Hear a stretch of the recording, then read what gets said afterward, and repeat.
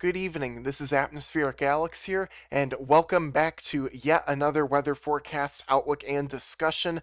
And today's video, we're going to be talking about the significant rounds of lake effect snow that is going to be impacting Lake Erie, Lake Ontario, and all the other surrounding areas within that general vicinity as well. We could be talking about 2 to potentially, I can't believe I'm saying this, even near 3 feet of snow in some isolated locations over the next 3 to 4 days. As we start with our current analysis, we are already talking about a ton of lake effect snow.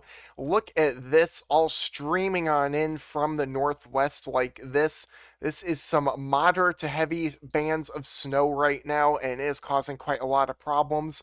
Look at all that there. Now onto our alert map here. This is where things get a bit interesting. We're talking about lake effect snow warnings and winter storm warnings up here through portions of Lake Erie, Lake Ontario, a bunch of wind advisories, and even some high wind warnings along your Appalachian Mountains and into your northeast Mid-Atlantic regions there. Still talking about a blizzard warning down here near Carlsbad, New Mexico. That's outrageous, isn't it? We're still talking about a lot of heavy snow and strong winds. Some high wind alerts there, and we could be seeing another pretty big storm system move into portions of California as we head later into this week.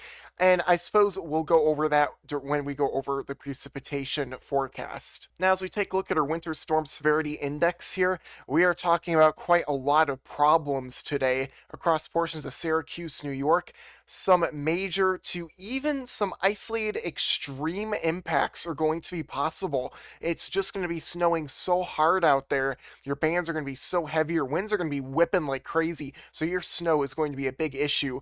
Up here in Maine, we're still talking about a moderate to major impact. And then just south of Buffalo here, we've been talking about some really, really damaging, near destructive winds today in some areas.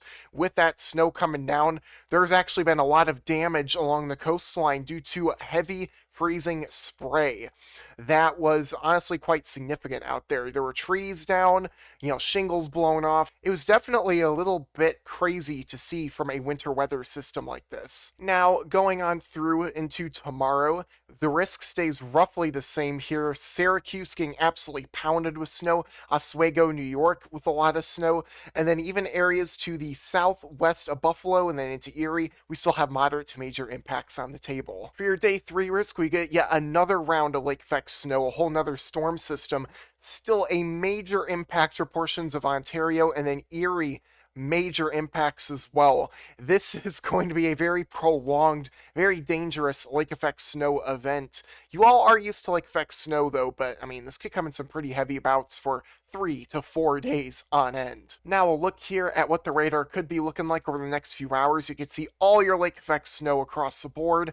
We have Superior, we have Michigan here getting involved, Erie, Ontario, Huron, a lot of stuff going on, right? You can see, especially near Syracuse, New York, we got a really heavy band, a very stagnant band of snow right here. Moderate to heavy snow could be dumping quite significant rates just over or south of Syracuse as we go into later tonight.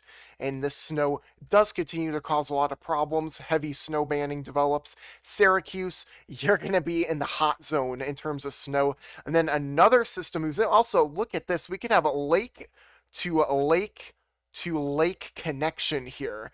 That is honestly quite insane to look at from that snow band right there. So we're going to be talking about heavy snow rates here near Rochester, New York, possibly. But as we get our next system, Syracuse, that band really intensifies over your area. Take a look at that. And then as it begins to shift on through, areas off to the north will be impacted a lot more significantly, and then boom, off to the south, and we could be talking about a pretty significant line of snow squalls blasting through like this. More snow squall warnings are going to be expected on Wednesday. So if you have to travel out there, if you have to go to work, well, you better do it very cautiously and maybe even a bit slowly as well due to snow and some ice. As we take a look at our snowfall forecast from the National Weather Service of Cleveland, Ohio here, you can see for Cleveland proper, we're talking between 5 to 8 inches of snow. Other areas near there, upwards of a foot, even over a foot. Wow, my goodness. Take a look at this in your Erie, we're talking around 20 inches of snow. Goodness gracious. And we're going to move over there in just a minute. And you could see a lot of other areas where lake effect snow will be impacting around 6 to 9 inches. Moving further south, I'm going to point out here we do have a lot of northwest flow snow here. Look at that, upwards of a foot of snow in portions of West Virginia, Maryland, and Pennsylvania in your higher elevations of your Appalachian Mountains. And then again, all of your snow kind of pouring in like this is going to cause pretty high amounts here across western Pennsylvania, northwest Pennsylvania here. And it's going to be something we're going to be looking out for. Even areas far away from the lakes, you're going to be talking about a lot of snow. And here we go. Here is what I'd like to call the crush zone in terms of our snow. This is going to be over the next 2.5 days. And yeah, we're talking about tons of snow here. Dunkirk, New York, around 24 to 27 inches. Springville, look, we do have a location here saying upwards of 3 feet of snow, according to the National Weather Service. That's absolutely outrageous there. And then portions around Lake Ontario, that is a ton of snow, upwards of 18 to 28 inches in some areas. It's gonna be dumping out there for a very long time. Oh my gosh. Moving further off to the east, Syracuse, New York, between 22 and 26 inches. Holy smokes, for the city of Syracuse. That's going to cause a lot of problems. Sodus here around 24 to 28. Oswego, 23 to 28. It's going to be quite insane out there. And even further away from the lake here, yeah, take a look at how far out these red colors go near Utica, New York, around 12 to 18 inches. So far-reaching event for sure. It's going to go pretty deep inland here, not just along the lake shore that's going to typically see snowfall from these events. And now we're going to take a look at a large-scale look here across the entire country. We're going to be talking about our temperatures here. We have all of our cold weather moving in. Look at that, lows in the teens, single digits, below zero up here. It looks like winter out there. Look at where this freezing line is at, all along here. I mean, that is just very, very unpleasant if you ask me. Basically, 90% of the United States is going to see temperatures below freezing tonight. Oh gosh. Yeah, winter is back, and is it here to stay? We'll see. There's some uncertainties. I think it's here to stay though, but we'll iron out more of those details as we go through, and then these temperatures continue. We do see a very big warm up slash heat wave down here across Texas. Temperatures upwards in the 80s again. Oh my gosh, like summer. And then across the deep south around the 60s and the 70s are going to be taking over. But we're going to see these occasional warm-ups. Temperatures back in the 50s and near 60s throughout Tennessee. Maybe Sunday, Monday, Tuesday, you get the idea. But then the cold weather will really come back into play. But the question is how long will it stay and how intense is this going to be? Because we really don't know yet. You could see colder air really pushing on through here, lows in the 20s again. And then it looks like another big Arctic outbreak is about to unload right down here like this. That's where the model run stops, but that's where our speculation begins about how the month of January is going to play out. Could we see frequent Arctic outbreaks and southern snow events? Well, we're going to have to wait and see, right? Again, you need that really cold air to push your lower level temperature line all the way down here so you can get an active storm track and some snow in for some of these areas of the southeast, but it will be a waiting game for sure. Now, unfortunately, our GFS model will be vastly different, as it always is. It never plays with the grain, right? Seeing temperatures in the 60s and the 70s across Texas, but take a look at this on the model here. Upwards of 80 degrees and near 85 degrees in southern Texas.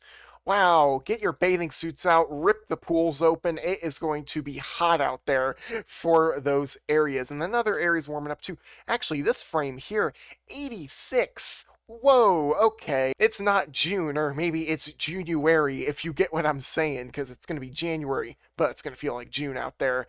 But then you see your colder presses of air not going as far south. I don't know why our map is glitching out. Another surge of temperatures in the 80s across Texas. Can that stop? Gosh. I mean, the warm weather is great, but the hot weather, that's a little ridiculous. You could see some of these areas down here, almost 90 degrees. Oh, wow. I mean, that feels nice, but not this time of year, that's for sure. And then you could see your warm air again trying to resurge in. But this run of the GFS seems a bit colder and maybe more in line with the Euro, so that's some good news if you're a cold weather fan. Negative 20 degrees, though, up here in Minnesota. Gosh, again, your big Arctic outbreaks could be returning and sliding off to the south like this. And that's when we're going to really have to watch out for. All this cold air up here is going to be reloading. And if we can get something that kind of goes down here like this, and let's say, we got a low pressure system down here, and let's just say that it tracks on off like this, could we maybe see some southern snowfall across some of these areas in here? Only time will tell, and we'll have to wait and see. And again, it's really locked and loaded up here. All we need to do is get one of these pushing far south, and then we're pretty much in the ball game for a southern snow system. Not a forecast, but a possibility. The European model, going back to this, we're going to go to our precipitation map here. It throws around a ton of energy. And I want to show you all this. So we have a couple random clipper systems that move through. These are very weak in nature over the next few days, but we're really going to focus on everything else that's going to be happening. Again, more clipper systems. You could see light snow events for Chicago, those areas. Firstly, we're going to take a look out west. We have a very significant storm system that is possible, not likely. We'll have to see where this trends. We could be talking about another round of heavy rain and strong winds here for California, and that's something we're going to have to watch for. And again, if it gets serious enough, I'll have to do an update on it, but not as of yet. We see a storm system sliding through the southeast, a really poorly timed one, because our cold air is already moving up and out, so that's not going to cause any issues.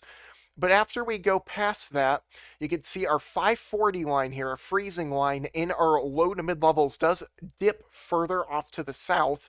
And if we do get some random pieces of energy, we suddenly are talking about some snow. Don't tell everyone that it's going to snow on January 7th at 1 in the afternoon.